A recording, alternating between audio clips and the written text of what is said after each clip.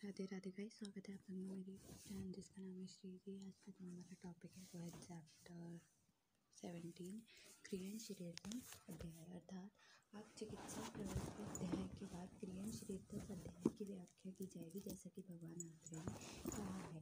इसके पूर्व अध्याय में चिकित्सा का लक्षण बताया गया है। चिकित्सा रोगों की होती है, अर्थात रोगों के जो वर्णन में सर्वप्रथम शिर और हृदय के रोगों का वर्णन कर रहे हैं। यहाँ पे सबसे पहले शिर और हृदय के रोगों का वर्णन किया जा रहा है। शिर और हृदय में अंगों और समूह में उत्तम एवं मुख्य अंग है, अतः इन्हीं का निर्देश पहले किया गया है। उपयुक्त विचार चक्रपाणी समाप्त हैं। सबसे पहले इसमें शिर के बारे में बताया है, तो शिर की परिभाषा है श्लोक नंबर 12 पेज नंबर 289 पे। प्राणा प्राणभ्राता यत्र श्रितां सर्व इंद्रियाणि च यदुत्तानि अंगम अंगानाम शिरस्तद अभिधीयते, अर्थात जिस अवयव में प्राणियों के प्राण और संपूर्ण इंद्रियां रहती हैं और जो अंग में उत्तम होता है उसे सिर कहते हैं। जिस अवयव में जिस अवयव कोई भी भाव नहीं होता, प्राणियों का प्राण होता है और संपूर्ण इंद्रियां रहती हैं और जो अंग में जो सारे अंगों में उत्तम होता है उसे सिर कहते हैं। यह सिर को उत्तम माना गया है। सूत्रस्थान अध्याय 2 में चक्रपाणी ने टीका का बताया कि अन्मने यथात मूले वृक्ष सम्यक प्रवर्तते, अर्थात क्या बताया है कि इस प्रकार शरीर को एक वृक्ष और सिर को मूल माना गया है। जिस तरह वृक्ष के मूल की रक्षा उसकी शाखाओं के द्वारा शाखा प्रशाखाओं के द्वारा होती है, ठीक उसी प्रकार शरीर का मूल सिर की रक्षा करने से सारी शाखाएं प्रशाखाएं की रक्षा करता है। इसे वाइटल पार्ट माना जाता है, ठीक है। उसके बाद है शिरोरोग, डिजीज ऑफ सिर। तो यहाँ पे बताया गया है शिरोरोग के निदान और संप्राप्ति पहले है। तो निदान क्या हो गया, पहले तो ये हो गया कि शिरोरोग कहाँ होता है, उसके बाद उसका उदाहरण देखो। शिरोरोग का उदाहरण है पेज नंबर ये भी 289 पे ही है। अर्धवा भेदको वा स्यात् सर्वं वा रुज्यते शिरा प्रतिश्याव मुख नासिका अक्षि कर्ण रोग शिरो भ्रमः अर्धितम शिरसा कंपो गलमन्य अनुग्रहः विवध्य क्षार परे रोगावातादि कृमि संभव, अर्थात अर्थाभाव अर्थात हेमिकेरिया जो होता है ये संपूर्ण सिर का वेदना अर्थात हेडेक जिसे हम कहते हैं, ठीक है। उसके बाद प्रतिशैया जिसे हम कोराइजा कहते हैं। मुख रोग, कोई भी मुख का रोग हो गया, नासिका का रोग हो गया, नेत्र का रोग हो गया, कर्ण का रोग गया, ये सिर में चक्कर आना हो गया, अदृत हो गया, सिर कंप होना, गल ग्रह होना, मन्या ग्रह होना, अनुग्रह या वातादि दोष एवं क्रमियों से उत्पन्न होने वाले अनेक रोग होते हैं। उसके बाद इनकी संप्राप्ति कैसे होती है, तो इसमें श्लोक नंबर 8 और 9 दे रखा है, जो कि पेज नंबर 287 पे दे रखा है। संधारण अधिविद्वा स्वप्नम अधरात्रो जागरणम अन्दात उच्चे भाष्वाद अविषयात प्रगवात अति मैथुनात गंधत सात्म्या अद्रघात अद्रजो धूम हिमापात गुर्व अम्ल हरितादानितति शीता अम्बु सेवनाथ, अर्थात क्या क्या होता है और भी है इसमें।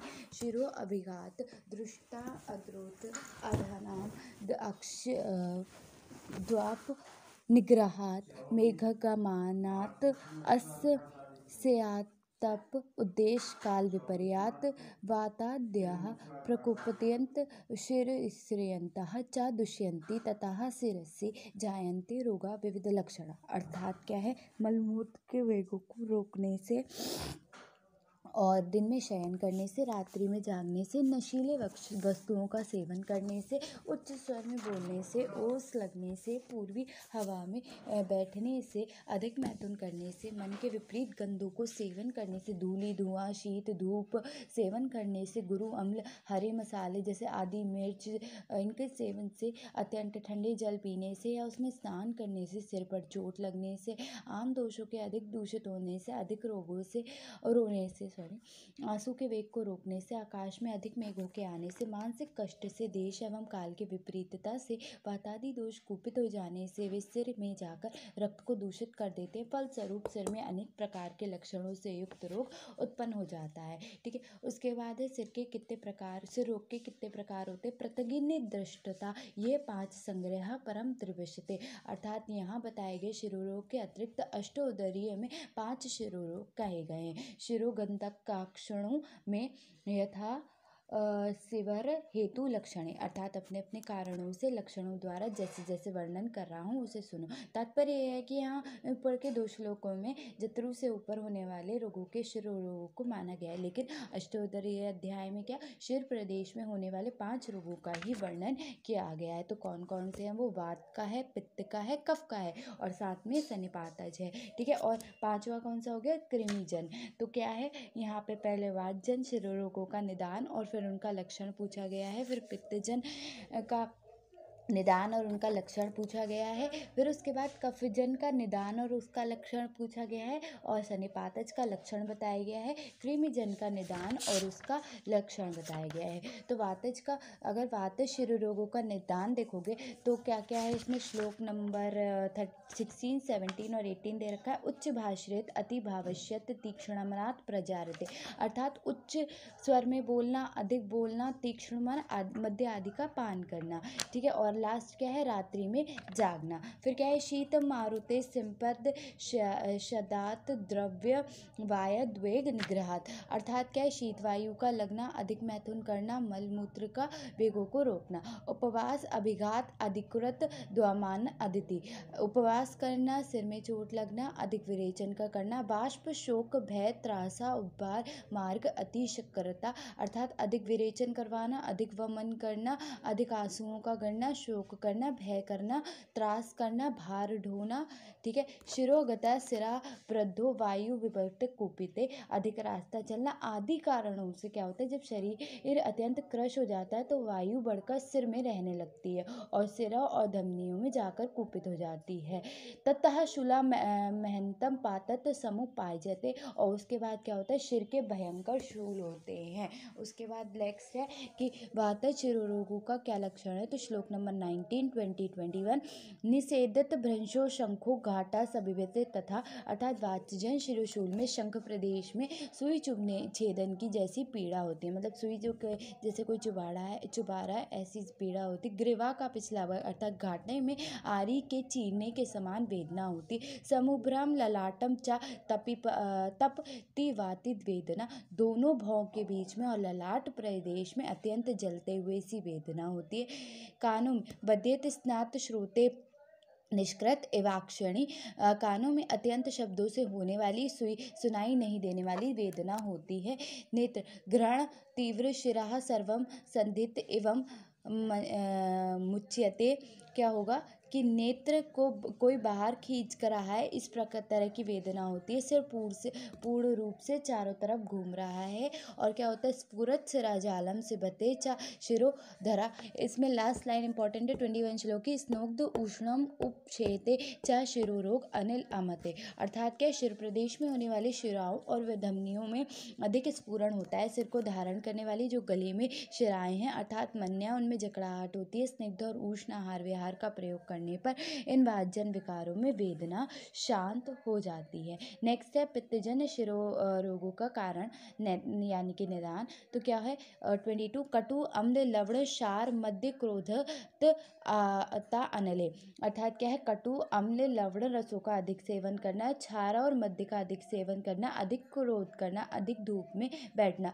पित्ते शीर्षम सदुष्टम शिरोरोग्या कल्पते, अर्थात इनसे क्या होता है? इनसे ही सारे के सिर के रोग पित्त शीर्षूल उत्पन्न होते हैं। तो पित्त शीर्षूल के लक्षण क्या क्या होंगे? तो श्लोक नंबर 23 है, दहमते रुज्यते तेन शिरा शीतम सुक्षुत दहेते चक्षुषित तृष्णा भ्रम स्वेदेश जायते, सिर प्रदेश में जाकर पित्त रक्त को कुपित करता है तो सिर में दाह तथा वेदना होती है। शीतल वस्तु का प्रलेप आदि करने से उसका लाभ होता है। नेत्रों में जलन अधिक होती है।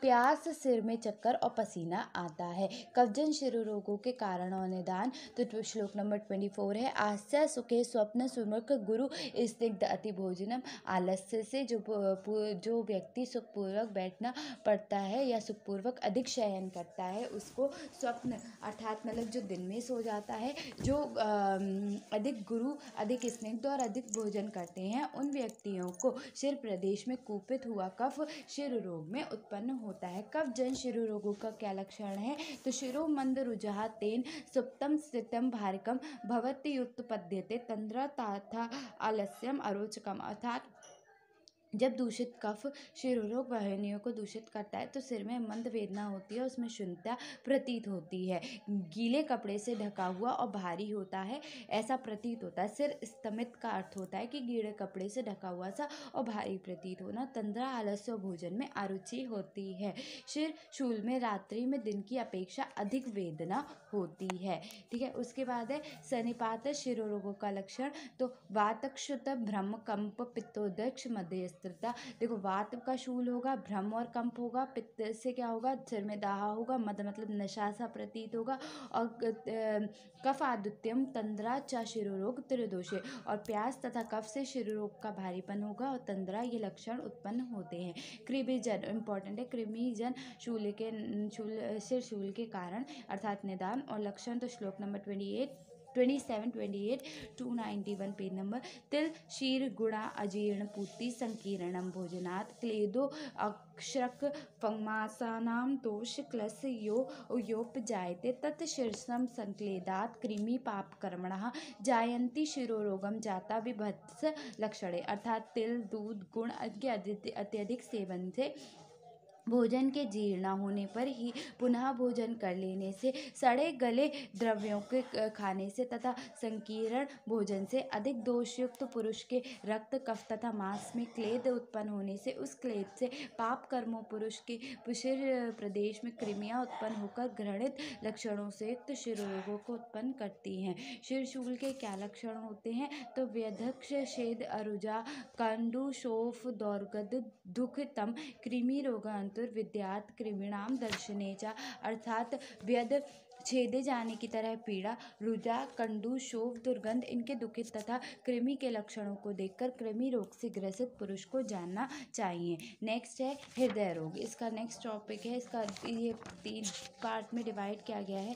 पहला हो गया आपका शिरोरोग, दूसरा हो गया क्या था, दूसरा है आपका हृदय रोग, तीसरा है आपका वात, पित्त और कफ। ठीक है, उसके बाद है 18 प्रकार के जो क्षय होते हैं वो, अर्थात जो रसादी धातुओं से क्षय हो रहे हैं, ओत से जो क्षय हो रहे हैं। उसके बाद सप्तपिंडिका का वर्णन इसमें किया गया है, तो उसके बाद ये चैप्टर कंप्लीट हो जाएगा। उसके बाद यहाँ पे देखो हृदय रोग क्या है। हृदय रोगों में श्लोक नंबर 30,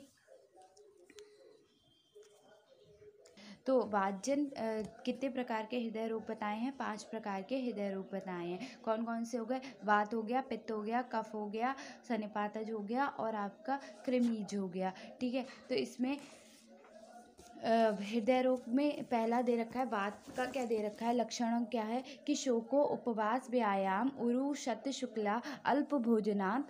ठीक है, वायु राज्य विश्य हृदय जनीय उत्तमा रुजम। अर्थात शोक, उपवास, अत्यधिक व्यायाम, इनमें से रूखे सूखे व मात्रा में अल्प भोजन करने से बड़ी हुई वायु हृदय प्रदेश में जाकर अत्यधिक वेदना को उत्पन्न करती है। वात जन हृदय रोगों के लक्षण क्या है? तो 31 श्लोक पेज नंबर 292, वैपुत्य वेष्टम स्तंभा प्रमोह शून्यता दरा हृदय वातुरात्रे रूपम जीर्णे चात्र अर्थ वेदना। अर्थात हृदय में कुपित हुए वायु से पीड़ित होता है तो उसमें व्यापुत धड़कन, ऐठन, स्तंभ, प्रमोह, शून्यता, दर, ये लक्षण वातजन हृदय रोगों में होते हैं और विशेष रूप से ये लक्षण भोजन के पच जाने के पर अधिक रूप में बढ़ जाते। पित्तजन हृदय रोगों के कारण तथा संप्राप्ति 32 उष्ण, अम्ल, लवण, क्षार, कटु, अजीर्ण भोजन। सेम कृमिजन रोगों की तरह ही वात का भी है, और वो शिर रोगों की तरह वात का भी है, पित्त का भी वही है। क्या होगा? उष्ण, अम्ल, लवण, क्षार, कटु, अजीर्ण में भोजन करने से, ठीक है, अत्यधिक मदिरा का पान करने से, क्रोध करने से और अधिक बैठे रहने से हृदय में जाकर कुपित हो जाते हैं पित्त दोष। फिर क्या होता है? इनके लक्षण क्या है? हृदय अस्थि तग वक्रे तिक्त अम्लो उद्गरणम क्लमा, हृदय में दाह होता है, मुख में तिक्तता आती है, तीता और खट्टे के डकार का आना, क्लम होता है, तृष्णा होती है, तृष्णा, मूर्छा, भ्रमः, स्वेद, पित्त हृदय लक्षणम। क्या होगा? तृष्णा होगी, मूर्छा होगी, भ्रम होगा, स्वेद आएगा, ये सब किसके लक्षण है? पित्त के लक्षण है। नेक्स्ट है कब्जन हृदय रोग में सेम अत्यादाराम गुरु स्निग्धम चिंतम आवेष्टतम। अर्थात क्या होगा कि सबसे ज़्यादा अत्यादाम भोजन करना, गुरु भोजन करना, स्निग्ध भोजन करना, अधिक चिंता करना, चेष्टा कोई भी व्यायाम या चेष्टा ना करना, निद्रा सुखम दिन में सोना, और क्या है चाभ्याम अधिकम कफ हृदय कारणम, यही सब क्या है कफ हृदय के कारण है। हृदयम उसके बाद लक्षण क्या है, हृदयम कफ हृदय सुप्तम स्तिमित भारिकम, अर्थात निद्रा का रोग में तंद्रा होती है, भोजन में अरुचि युक्त होती है, पुरुष का हृदय शून्य सा प्रतीत होता है, तंद्रा अरुचि चिरते भवत्यक्ष आवृतम यथा, क्या होगा स्थितम होगा कि वही कि हृदय में स्थिता मतलब कि गीले कपड़े के समान भारीपन सा प्रतीत होगा, तथा हृदय के ऊपर पत्थर का भार रखा हुआ है ऐसा भी प्रतीत हो सकता है, ऐसा प्रतीत होता है। त्रिदश हृदय रोगों के कारण और लक्षण क्या होंगे कि हेतु लक्षण संसर्गत सन्निपातज हृदय रोग कष्ट साध्य उक्तो महर्षि। सन्निपातज हृदय रोगों में क्या होगा, वात के, पित्त के और कफ के, तीनों के अलग अलग लक्षण हमें देखने के लिए मिलेंगे। जो त्रिदोष बड़ा होगा उसके सबसे ज्यादा लक्षण प्रकट हो जाएंगे। ठीक है, ये जो हृदय रोग होता है ये कष्ट देने वाला होता है और बहुत ही कष्ट साध्य होता है, कृच्छ साध्य होता है। ठीक है, कृमिजन हृदय रोगों का कारण, तो इसमें देखो श्लोक नंबर 36, 37, 38, त्रिदोषस्तु हृदय रोगियो दुरात्मा निवेश, अर्थात त्रिदोषों के कोप से होने वाले हृदय रोगों में दुरात्मा पुरुष तिल क्षीर गुड़ादिनाम ग्रंथि स्योपजायते, तिल दूध और गुड़ आदि पदार्थों के अधिक रूप से सेवन करने से मर्मक देशे संकलित रस क्षायोप गच्छति, अर्थात उसके मर्म स्वरूप हृदय के एक प्रदेश में ग्रंथि बन जाती है। उस ग्रंथि में क्या होता है, रस धातु आकर क्लेद उत्पन्न करती है। संक्लेददात कृमि यक्षात भवत्यो उपहात्मनः ममेक्र देशे संजता सर्पंती भक्ष्यति च, तब क्या होगा, उपहात्मा अति जितेंद्रिय मनुष्य के हृदय में क्लेद की कृमियां उत्पन्न हो जाती है। प्रथम तो वे कृमियां मर्म स्वरूप हृदय के एक प्रदेश में उत्पन्न होती है, वहां से हृदय के सभी प्रदेश में चलती है, शनै शनै संपूर्ण हृदय का भक्षण कर जाती हैं। नेक्स्ट क्या है आपका कि कृमिजन हृदय रोगों के क्या लक्षण होते हैं, तुधामानम सा हृदयम सूची विवरण मन्यते सिद्ध्यमानम यथा श्रद्धे कंडु महारुजम, हृदय रोगम कृमिजन त्वेक लिंग बुद्धिवते सुदारुणम त्वरेत जेतु तम विद्वान विकार शीघ्र कराणानी, अर्थात कृमियां हृदय प्रदेश में काटती हैं, हृदय में सुई के समांतर छेदने जैसी छेदन की वेदना होती है, शस्त्र से काटने की तरह वेदना होती है, हृदय में खुजली और वेदना अधिक होती है। इन लक्षणों को देखकर भयंकर कृमिजन रोग समझना चाहिए, यह एक भयंकर रोग है और शीघ्र ही प्राण घातक होता है, अतः विद्वान वैद्यों को चाहिए कि शीघ्र ही इसकी चिकित्सा करें। नेक्स्ट है दोषों के मान के अनुसार 36 व्याधि कौन कौन सी होंगी, तो 16 व्याधियाँ सन्निपातज होती हैं, कैसे, एक दोष, दो दोष और त्रिदोषज जो होती हैं। ठीक है, उसके बाद उसमें क्या आ जाएगा, एक दोष, दो दोष, त्रिदोषज हो जाएंगी, द्वंद्वज हो जाएगी, उसके बाद उसमें 6 दोषों से 24 हो गई। ठीक है, तो इस प्रकार से कुल कितनी हो गई आपकी 62 व्याधियाँ हो गई, जब सब वात पित्त और कफ मिल जाते हैं। ठीक है, तो यहाँ पे अब बारी आ रही है दोषों के 18 प्रकार के क्षय कौन कौन से होते हैं, तो 18 प्रकार के क्षय पहले तो हो गए आपके धातुओं से होने वाले क्षय। ठीक है, उसके बाद क्या हो गया, रसादी 7 धातुओं से मलों से होने वाले क्षय हो गए, एक ओज हो गया, और 18 प्रकार, इस प्रकार 18 प्रकार के क्षय होते हैं।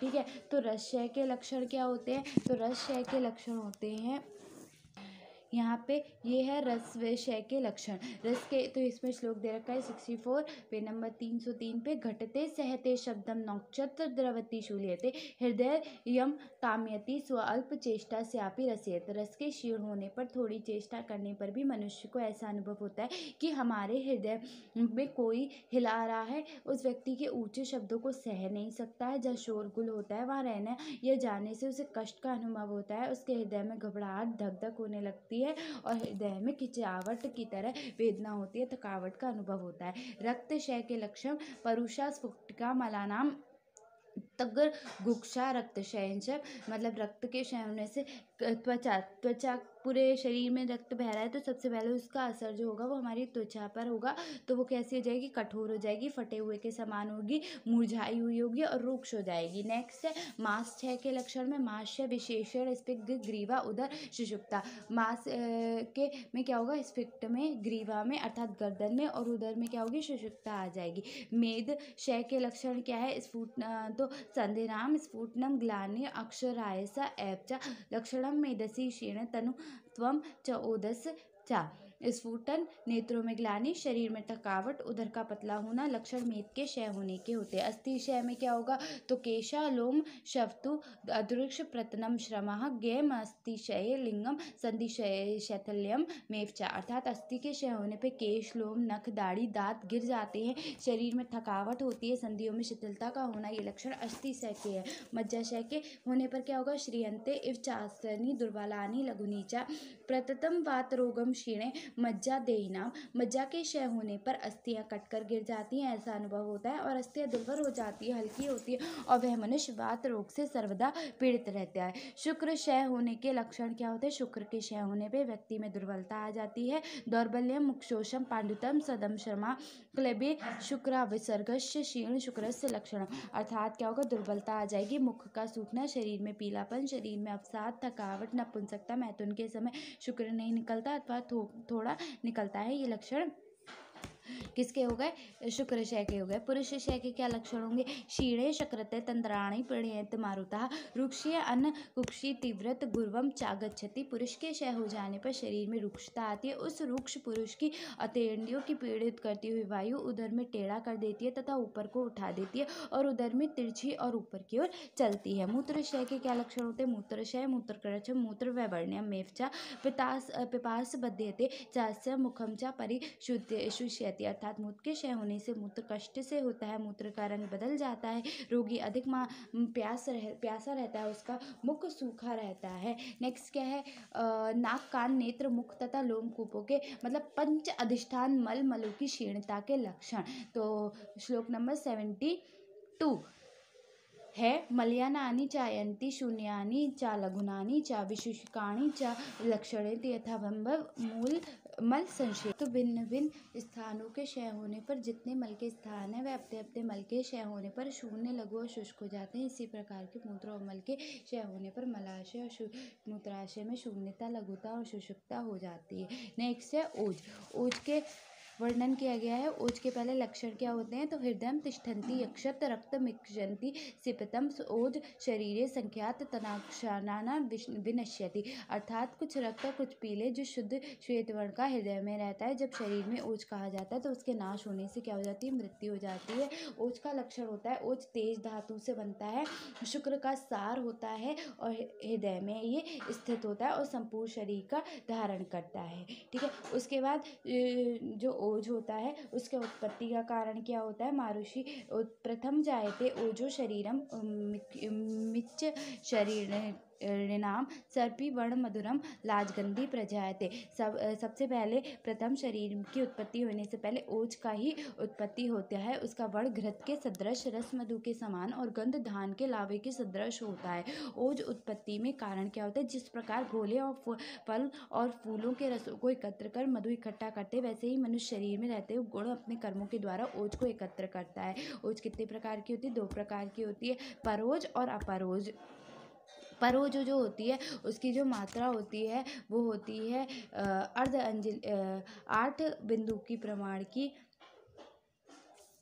पर अपर ओज जो होती है वो 8 बिंदु प्रमाण नहीं, पर ओज जो होती है वो 8 बिंदु प्रमाण की होती है जिसका स्थान हृदय होता है, और अपर ओज अर्ध अंजलि प्रमाण की होती है जो सारे शरीर में व्याप्त रहती है। और अगर पर ओज नष्ट हो जाएगी तो इंसान की मृत्यु हो जाएगी, और अपर ओज सर्व शरीर में व्याप्त रहती है। उसके बाद है ओज क्षय के लक्षण, तो विभते दुर्बल भीषणम ध्यायति व्यवृत्ते इंद्रिय दुष्यात दुर्मना रुक्ष क्षमा शैव वसो क्षय। ओज के क्षय हो जाने पर मनुष्य भयभीत रहता है, बार बार चिंता करता है, उसकी इंद्रियां पीड़ित रहती है और शरीर का वर्ण बदल जाता है। उसके बाद ओज क्षयों के सामान्य कारण, तो सामान्य कारण हो गया अधिक व्यायाम करना, अनशन करना या उपवास करना, अधिक चिंता करना, अधिक रूक्ष और अल्प भोजन का सेवन करना, अप्रमित भोजन करना, तीव्र हवा और धूप में बैठना, भय, शोक, रूक्ष मदिरा आदि का पान करना, रात्रि जागरण करना, कफ, रक्त, शुक्र और मलों का अधिक मात्रा का निकलना और काल, आदान काल, भूतों, उत्पादात आदि औजस्य के कारणों के लिए जानना चाहिए। नेक्स्ट है आपका सप्त पिंडिका का वर्णन किया गया है। तो यहाँ पे 7 प्रकार की पिंडिकाओं के बारे में बताया गया है। पिंडिका का मतलब होता है स्वेलिंग जो होती है। तो गुरु, स्निग्ध, अम्ल, लवण, अन अतिमात्रम, समक्षना ताम, नवम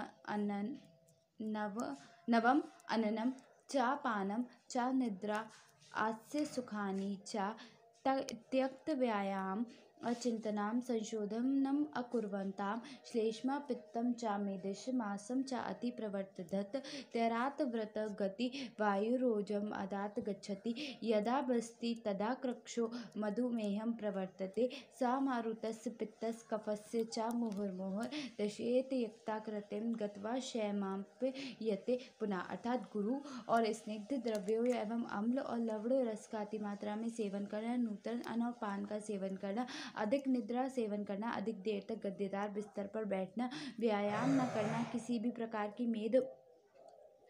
भी प्रकार की चिंता विचार न करना, यथा समय वमन और विरेचन आदि संशोधन के कर्म न करना, इन सभी प्रकारों से शरीर में कफ, पित्त और मेद और मांस के अधिक रूप से हो जाते हैं। इनके बढ़ने से रुकी हुई वायु कुपित होकर ओज को लेकर जब मूत्राशय को प्रविष्ट करती है तो कष्टकारी मधुमेह की उत्पत्ति होती है। तो यहाँ पे मधुमेह बताया गया है कि मधुमेह होता क्या है। इस प्रकार वह मधुमेह वात, पित्त और कफ के लक्षणों को बार बार शरीर में दिखाती है और बार बार क्षय होकर बार बार बढ़ जाया करती है। मधुमेह का प्रधान कारण वायु है। इसके प्रकोपित होने पर धातुक्षय तथा अन्य दोषों के आवरण से हो जाता है। प्रमेह से शरीर की सारी पौष्टिक धातुओं का क्षय होता है। इस प्रकार पैतिक या कफ मेहों की उपेक्षा करने से धातुएं अत्यधिक क्षीण हो जाती हैं, जिसमें वायु प्रकोपित होकर मधुमेह की उत्पत्ति करती है। नेक्स्ट इसमें मैं बात करूँ तो प्रमेह पीड़िकाओं की उत्पत्ति कैसे होती है। तो श्लोक नंबर 83 है। उपेक्षा यस्य जायते पिंडिका सप्तदारुणाम। मधुमेह की उपेक्षा करने से मासल प्रदेश में मर्म स्थानों में एवं संधियों में 7 प्रकार की कष्टदायक पिंडिकाएं उत्पन्न होती हैं, जिनका नाम क्रमशः है मास लेक्ष्वक्ष काक्षेक्षु मर्ग स्वपिपी च संदिक्षु। शराविका पहले शराविका है, उसके बाद कच्छपिका है, कछुए वाली, जलानी है जो जाल की तरह होती है, सरसपी है जो सांप की तरह होती है, अलजी है,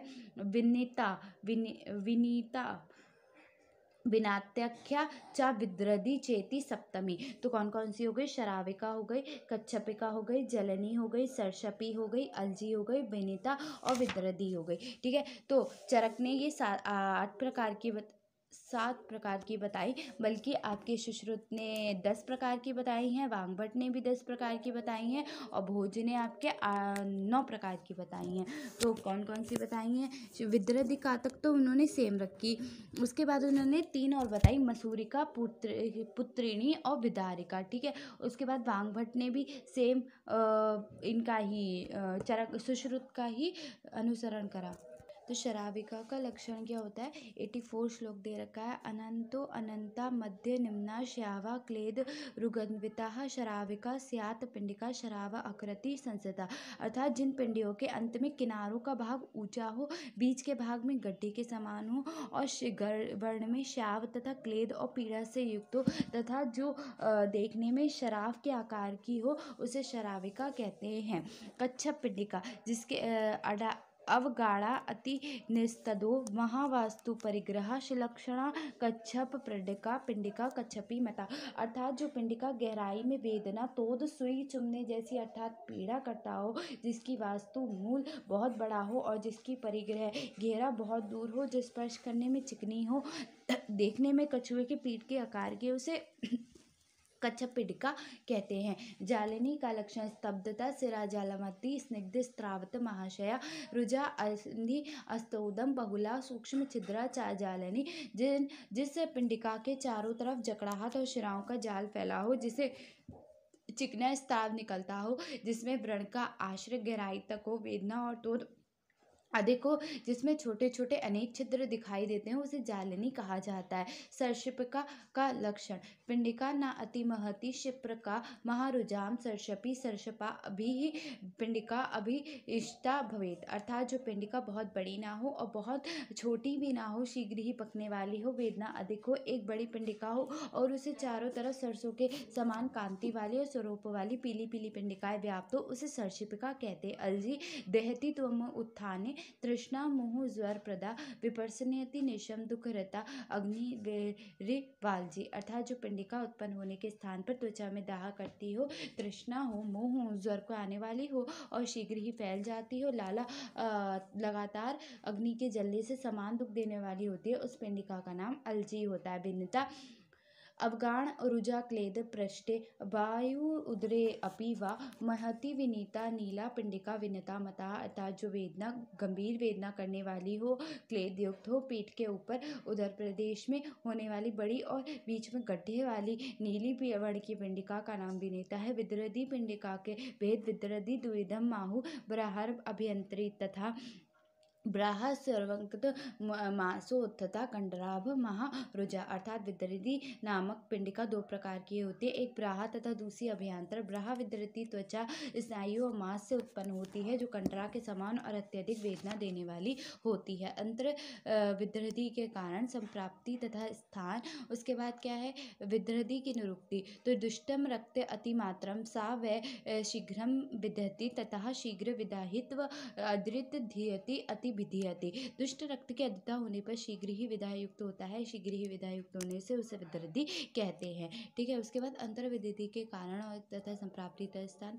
शीत, तो यहाँ पे दे रखा है शीत का अन्य विधा उष्ण रूक्ष शुशाक अति भोजनात् विरुद्ध जीर्ण संक्लिष्टाम विषमासा सत्म भोजनात् व्यायन बहुमद्य त्वागेत संधराणाम अक्षात जिर्वाह ब्राह्मण अंशयन आदित्य बहार अध्वे मेथुनात् अंतर शरीर मासाग्रत विषयते यदा मलः तदा संजायते ग्रंथि गंभीर साधारण हृदय विकलानि कृति प्लीहा कुक्षोचा वृक्यो नाभ्यावक्षणयोपि बस्त्यो ता तीव्र वेदना। अर्थात वासी भोजन विदाही अन्न उष्ण रूक्ष शुष्क आहार देश आहार द्रव्यों का अधिक भोजन, विरुद्ध भोजन, अजीर्ण भोजन, दुष्ट भोजन, विषम भोजन और प्रकृति के विपरीत भोजन, दूषित मदिरा का अधिक सेवन, मलमूत्र के वेगों को रोकना, अधिक परिश्रम, अनुचित आसन से व्यायाम, अनुचित आसन से शयन करना, अधिक बाहर का ढोना, अधिक रास्ता चलना, अधिक मैथुन करना, इन सब कारणों से कुपित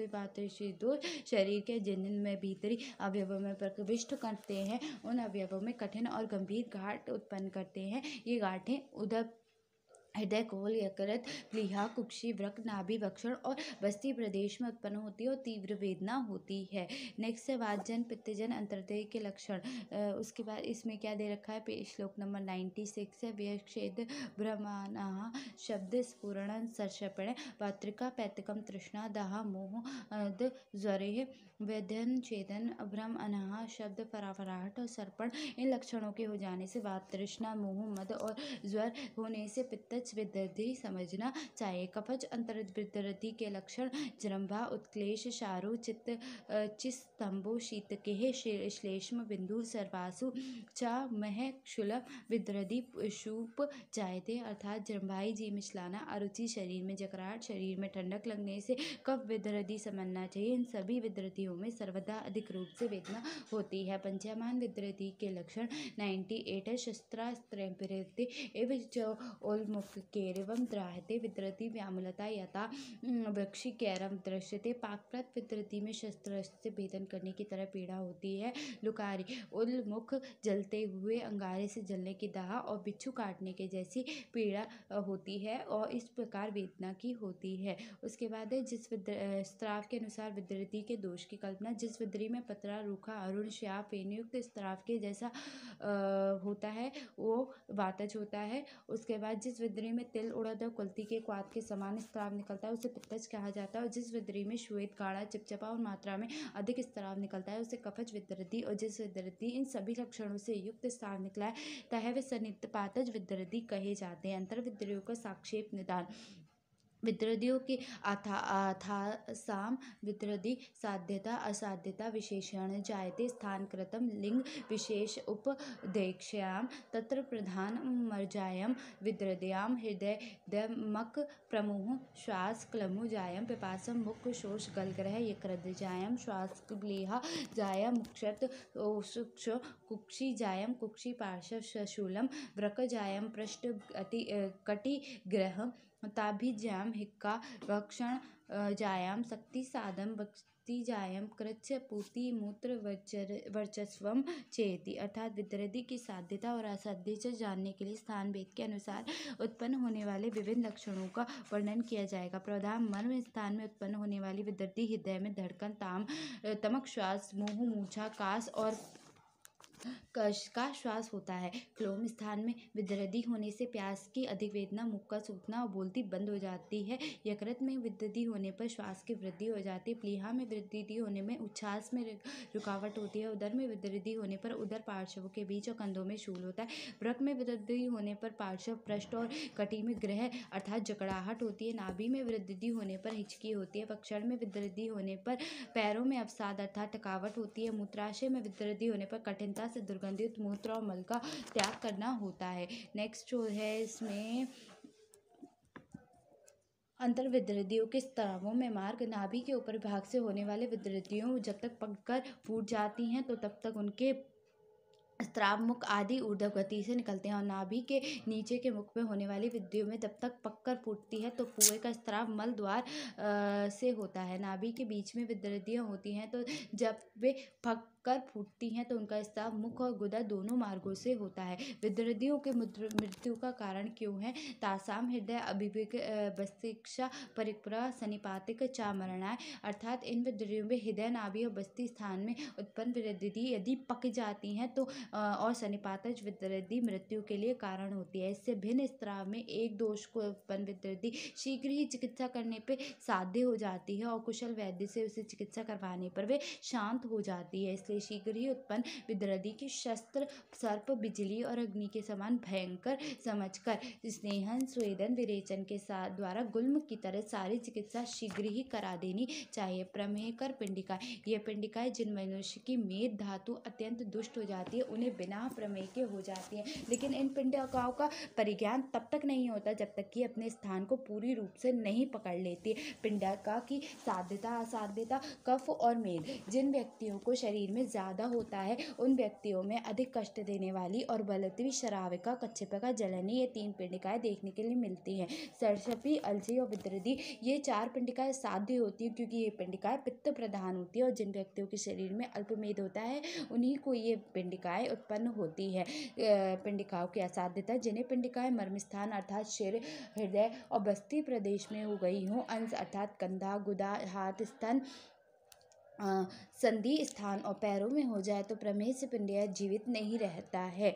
अन्य पिंडिकाएं, इन पिंडिकाओं से अतिरिक्त कुछ पिंडिकाएं रक्त वर्ण की, पीले वर्ण की, श्वेत वर्ण की, अणु वर्ण की, पांडु वर्ण की, धूसर वर्ण की, राख के समान वर्ण की, चमकने वाली अर्थात रंग बिरंगी की होती हैं। और पिंडिकाएं कुछ मृदु होती हैं, कुछ कठिन होती है, कुछ सूक्ष्म होती है, कुछ स्थूल होती है। इनकी कुछ पिंडिकाएं मंद वेग से होती हैं और कुछ जो होती है महावेग से शीघ्र होती है। कुछ पिंडिकाओं में वेदना कम होती है तो कुछ में अधिक होती है। इस प्रकार होने वाली पिंडिकाओं में कारण और लक्षणों के आधार पर ये कहना चाहिए कि वे वात की है या पित्त की है, कफ की है। जब तक ये पिंडिकाएं अपने उपद्रव को व्यक्त न करें तब तक पहले दोष अनुसार चिकित्सा करनी चाहिए। पिंडिकाओं के उपद्रव, तो इसमें श्लोक नंबर 111 तक्त श्वास मासम कोथ स्मोह हिक्काम ज्वरः विसर्प मर्म संरोधः पिंडिका नामो उपद्रव प्यास श्वास मास का सड़ना मोह हिचकी मदज्वर विसर्प मर्म हृदय की रुकावट का होना, ये पिंडिकाओं के उपद्रव है।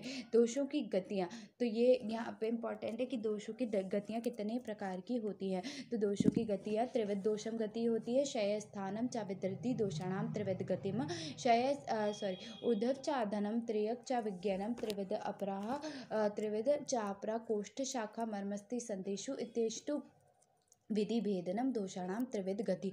दोषों के क्षय, स्थान, वृद्धि, ये 3 प्रकार की गतियाँ होती हैं और 3 तरह की एक और गति होती है जिसे ऊर्ध्व गति, अधि गति और तिर्यक गति कहते हैं। उसके अतिरिक्त कोष्ठ, शाखा, मर्म, अस्थि और संधि, ये भी 3 प्रकार की गतियाँ बताई गई हैं। तो दोषों की गति प्राकृत और वैकृत से स्थान, क्षय और वृद्धि हो गई। प्राकृत जो है वो स्थान से होती है, वैकृत जो होती है वो क्षय और वृद्धि से होती है। उधर दूसरा जो इनका डिवाइडेशन किया गया वो ऊर्ध्व, अधो, तिर्यक से किया गया। तीसरा जो डिवाइडेशन किया गया वो कोष्ठ, शाखा और मर्मस्थि, संधि से किया गया। ऋतु के अनुसार दोषों की गति कौन सी होती है? पित्त होती है, कफ होती है। इन तीनों दोषों का क्रम से संचय, प्रकोप और प्रशम होता है। वर्षा, शरद, हेमंत, शिशिर, वसंत में, ग्रीष्म में एक एक होता है। नेक्स्ट है दोषों के 2 अन्य गतियां जो देखने के लिए मिलती हैं, तो वो क्या बताई गई है? संचय, प्रकोप और प्रशम। वर्षा में पित्त का क्या होता है? संचय होता है। और शरद में पित्त का क्या होता है? प्रकोप होता है। और शमन किसका होता है? वात का होता है। हेमंत में कफ का संचय होता है जबकि पित्त का शमन होता है। वसंत में कफ का प्रकोप होता है, ग्रीष्म में वात का प्रकोप होता है। तो शमन किसका होता है? कफ का। प्रावर्त में वात का प्रकोप देखने के लिए मिलता है। वातों की 2 अन्य गतियां कौन सी होती है? प्राकृत और वैकृत। इन ऊपर बताए हुए संचय, प्रकोप और प्रशमन को कफ काल अकृत गति कहते हैं। और दूसरे दोष की प्राकृत और वैकृत, यह 2 तरह की होती है। पित्त की प्राकृत और वैकृत गतियों का वर्णन यहाँ दिया गया है। तो देखो, पित्त, वात, पित्त और कफ की प्राकृत और वैकृत गतियाँ कौन सी होती हैं, ये भी पूछे जाते हैं क्वेश्चन। तो 1136 देखो, पित्त देवो उष्णम पति अक्ति नरणाम उपजायते तच्चम पित्तम प्रकृतम विकारम कुरुत बहुम। अर्थात पित्त जब प्राकृतिक रूप में शरीर में गमन करता है तो मनुष्य के आहार का पाचन अग्नि स्वरूप पित्त से होती है। जब पित्त विकृत हो जाता है तो उसमें प्रकोप और पित्तजन अनेक रोगों को उत्पन्न कर देता है। ऐसे ही कफ की गति होगी तो प्राकृत बलम श्लेष्मा विकृतम मल उच्चायते साचय वो स्मृत कार्य च पापो उपदेशते। तो क्या करेगा? जब बल को कहा जाता है, कफ को बल कहा जाता है क्योंकि ये हमारे कहाँ रहता है, ये सिर के ऊपर ही, सिर में रहता है, ठीक है। पित्त का स्थान है और विकृत कफ को मल कहा जाता है। प्राकृत कफ को ही शरीर की ओज और विकृत पाप कहा जाता है। वात की प्राकृत और वैकृत गति क्या होगा कि सर्वा ही चेष्टा वातेन सा प्राणाः प्रकृताम स्मृतः तनैव रोगा जायते तेन चैव कुपदयते। अर्थात प्राकृत अवस्था में गमन करने वाली वायु प्राणियों का प्राण कही जाती है और शरीर की सारी चेष्टाएं वात से होती हैं। वैकृत अवस्था में जब शरीर में गमन करती है तो उसी वैकृत वायु से रोग होते हैं और उसी की से मृत्यु भी हो जाती है, ठीक है। नेक्स्ट यहाँ पे ये चैप्टर कंप्लीट हो गया। क्या चैप्टर का नाम था आपका? क्रियन